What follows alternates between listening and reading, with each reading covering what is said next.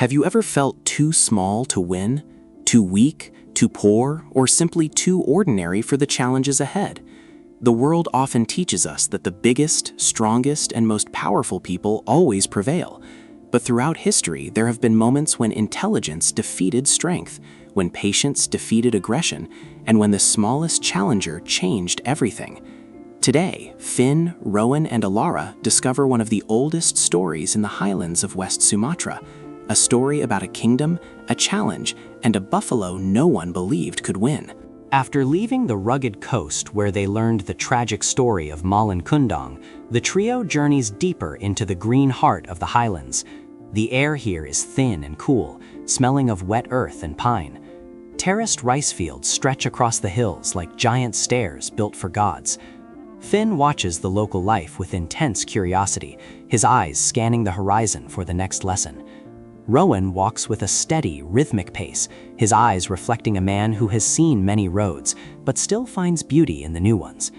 Elara leads them toward a village where the roofs curve upward like the horns of a buffalo. Clouds drift slowly over the distant peaks, casting long shadows across the valley floor. Finn stops by a fence, watching a group of water buffalo wallowing in the mud. He notices a peculiar sight. One buffalo calf is much smaller than the others, looking thin and frail compared to the heavyset adults nearby. Finn laughs, shaking his head. He turns to his companions and says, "That little one wouldn't stand a chance against the big ones. In nature, size is everything, isn't it?" He waits for an answer, expecting a simple agreement, but Rowan only smiles enigmatically, while Elara's eyes begin to twinkle with the spark of a legend. Rowan stirs the dust with his boots and looks at Finn. "Perhaps," he says softly, "but size is not always the deciding factor. History is written by those who used their minds when their muscles were not enough." Elara steps forward, her voice carrying the weight of centuries. "There is an old story about that," she begins, "a story that gave this land its name and its pride. It happened long ago, when the shadow of an empire fell over these very mountains, threatening to swallow the freedom of the people who call this place home. Long ago, a powerful kingdom from across the sea sought to conquer the lands of the Minang people. The invading ruler was a man of immense ambition, leading an army that seemed endless.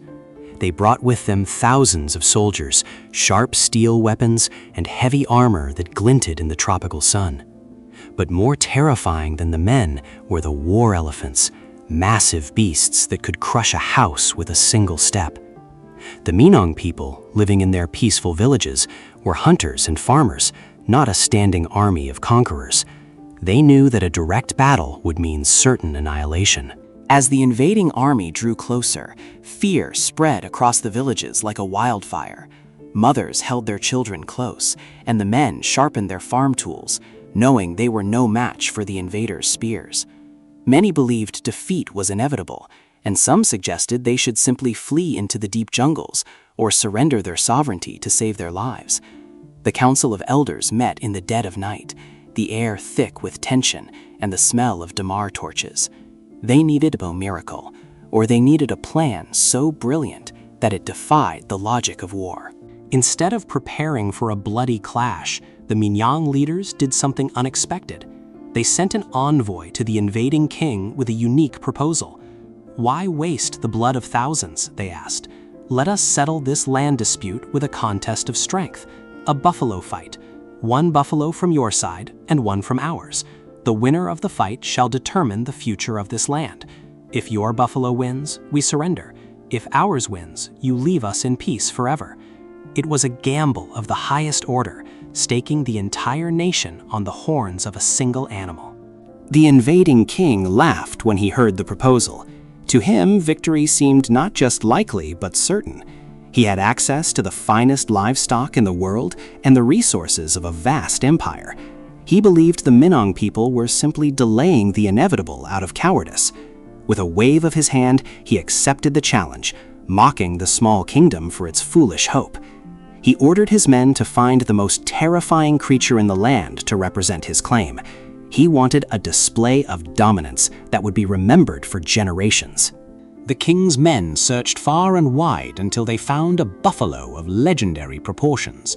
It was a beast of pure muscle, its hide scarred from a dozen fights it had already won. Its horns were like curved scimitars, and its eyes burned with a wild, aggressive spirit. When it was brought to the arena, the ground seemed to shake under its weight. The invading army cheered, their voices thunderous as they looked upon their champion. To them, the contest was already over before it had even begun. While the invaders celebrated their certain victory, the Minang people were busy with a very different kind of preparation. They did not look for the largest buffalo. Instead, they searched for something far more specific. They chose a young buffalo calf, so small it had barely been weaned from its mother. It was thin, with soft fur and unsteady legs. To any observer, it looked like a sacrifice rather than a champion. But the elders were not looking for physical power. They were looking for a specific instinct that exists in all living things. The villagers kept the calf away from its mother for several days. It grew hungry, restless, and desperate for milk.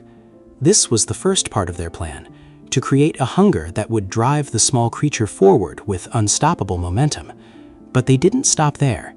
The village blacksmiths were called upon to forge something special.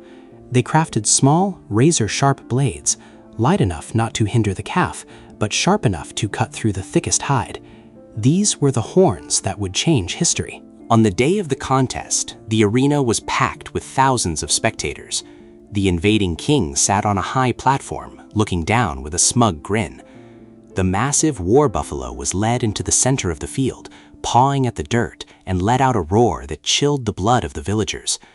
Then the Minang elders stepped forward, leading their champion. When the crowd saw the tiny, hungry calf, a wave of laughter erupted from the invaders' side.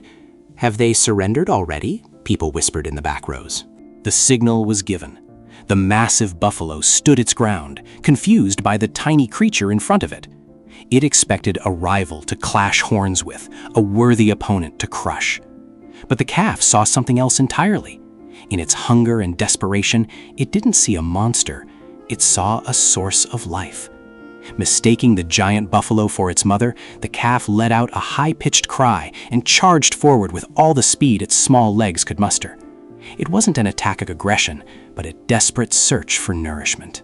The giant buffalo was paralyzed by the sheer absurdity of the situation. It lowered its head slightly, but it didn't charge. Before it could react, the calf reached its underbelly, searching frantically for milk. As the calf nuzzled upward, the razor-sharp blades attached to its horns struck the softest, most vulnerable parts of the giant's body. In an instant, the strength of the massive beast was neutralized. It hadn't been defeated by a stronger horn, but by a sharper mind that knew exactly where to strike. Moments later, the mighty buffalo collapsed to its knees. The crowd went silent. The laughter died in the throats of the invaders. The impossible had happened right before their eyes. The smallest contender had defeated the strongest champion. The king, pale and trembling, realized he had been outsmarted. According to the pact, he had no choice but to withdraw his forces. The Minang people had won their freedom without losing a single soldier. This victory gave birth to the name Minangkabau, Minang meaning to win, and Kabau meaning buffalo. As Elara finishes the story, the sun begins to set over the highlands, painting the sky in hues of orange and purple. Finn is silent, his brow furrowed as he processes what he just heard. He looks back at the small calf in the field they passed earlier. The campfire Rowan built crackles, throwing sparks into the twilight. "I don't understand," Finn says eventually, breaking the silence. "The little buffalo only won because of a trick. It wasn't a fair fight. Doesn't that make the victory hollow?" Elara smiles, the light of the fire reflecting in her eyes. "Did it?" she asks gently. Finn nods firmly. Rowan looks up from the flames. "Tell me, Finn," Rowan says, his voice low and steady. "If a stronger enemy attacks you with the intent to destroy your home and your family, must you become stronger than them in the way they define strength? If you fight a giant with your fists, you will lose. Is it more honorable to die fairly or to survive through wisdom?" Finn thinks for a long time, the only sound being the chirping of night insects and the occasional pop of the firewood. He realizes that the invaders weren't looking for a fair fight. They were looking for a conquest. They brought elephants and thousands of men to crush a peaceful village. He looks at his hands, then at his companions. "Maybe not," he admits softly. Rowan nods, a small smile appearing on his face. "Then what must you become if you cannot be the strongest?" Finn is silent, the realization slowly dawning on him like the sun rising over the valley. He looks up at Elara and Rowan, his eyes brighter now. "Wiser," he says, the word tasting like a new discovery. Elara nods approvingly. "The lesson was never about buffalo, Finn. It was about survival. It was about understanding that when strength cannot win, wisdom must." The Minang people understood something powerful that many conquerors forget. Elara looks toward the dark silhouettes of the mountains. The strongest force in this world is not always muscle.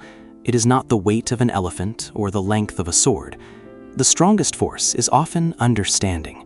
Understanding people, understanding timing, and understanding possibilities that others cannot see because they are blinded by their own power. The invaders saw a calf. The Minang saw a solution. They turned their weakness into their greatest weapon.